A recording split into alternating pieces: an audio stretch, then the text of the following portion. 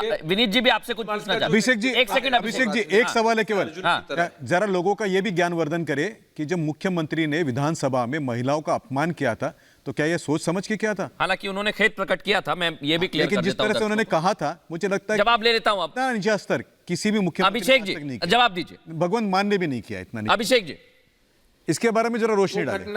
वो घटनाक्रम, मुख्यमंत्री जी का बयान, मुख्यमंत्री जी का खेद, सब कुछ आपके सामने है। और मुझे लगता है कि जरा आगे बढ़िए। इतिहास में ही चल रहे हैं क्या अभी तक, या कैसे फंस गई है महिलाओं को तो और टेप रिकॉर्डर रिवाइंड मोड में ही चल रहा है, तो उस हिसाब से मत करिए ना भाई। वस्तु स्थिति हम चर्चा किस तेजस्वी यादव को आपने क्या बुलाया था, तो लोगों को पता है को ले किस तेजस्वी यादव को आपने क्या बुलाया था, ये भी दुनिया को आपके पता है। पास स्कोप ही वही है। नहीं, आपके पास स्कोप ही वही, तो बोलेंगे। मैं देखिए अभिषेक जी, दोनों बातें क्लियर कर रहा हूं, और मैंने आपके पास आने से पहले ही, इसलिए मैं कहता हूं सर, फैक्ट के अलावा मैं इधर उधर की बातें नहीं करता हूं। जानते हैं, मैंने इसलिए पहले ही बताया कि नीतीश कुमार ने खेद प्रकट किया, लेकिन मैं आपसे जवाब चाहता हूं जो प्रेम शुक्ला जी भी पूछ रहे हैं, उस पर भी आपको बोलना पड़ेगा। अभिषेक जी, इसके बाद अनुराग जी आ रहा हूं तुरंत। नहीं, हम भाई हमने बोलने से कभी गुरेज और परहेज नहीं किया है। नीतीश कुमार जी का जो व्यक्तित्व है वो राजनीति में अर्जुन के जैसा है कि किसी चक्रव्यूह में वो नहीं फंस सकते, क्योंकि जनता की ताकत उनके पास है। और आज से पहले भी एक से एक चक्रव्यूह को उन्होंने तोड़ा है, और ये भारतीय जनता पार्टी के लोगों के द्वारा तैयार किया हुआ चक्रव्यूह भी उल्टा उन्हीं पर पड़ा। क्या हुआ था, एक चिराग मॉडल की स्थापना करके लोजपा को खड़ा करके इन लोगों ने हमारी पार्टी को जो डैमेज किया, उसके बावजूद नीतीश कुमार जी सीएम बने, और बाहर का रास्ता किन्हें देखना पड़ा, भारतीय जनता पार्टी को। तो नीतीश कुमार जी माहिर है, कोई चक्रव्यूह उनके सामने सेट करेगा, उसको भेदने में नीतीश कुमार जी माहिर हैं। और नीतीश कुमार जी अगर माहिर हैं, संयोजक बनेंगे, तो फिर मैं वही पूछना चाह रहा हूं अनुराग जी, पहले आपने जवाब नहीं दिया था, लेकिन मैं एक बार आपसे चाहता हूं, इस पर भी कहिए। अखिलेश यादव ने कहा है राम बुलाएंगे तो जाएंगे, और राम जी तो जल्दी बुला लेते हैं लोगों को।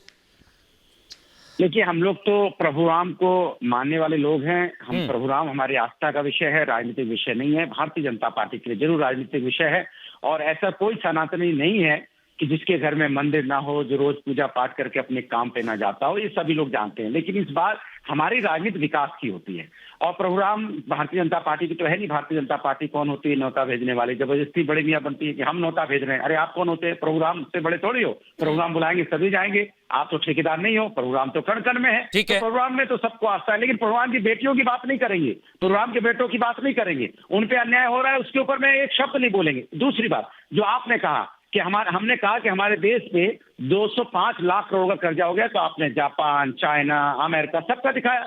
हाँ। अरे प्रभु, हम तो विश्व गुरु हैं, हम तो सबसे बड़े बनने वाले थे। आप कंपेयर करने लगे आप चाइना से। चाइना तो मेरे पैर के नीचे रहता था, चाइना को तो हम लाल आंखें दिखाते थे, और आज चाइना को हम कंपेयर कर रहे हैं अपने आप को। अरे भैया, हम सबसे आगे होने वाले थे ना। आज आप क्या कह रहे हो?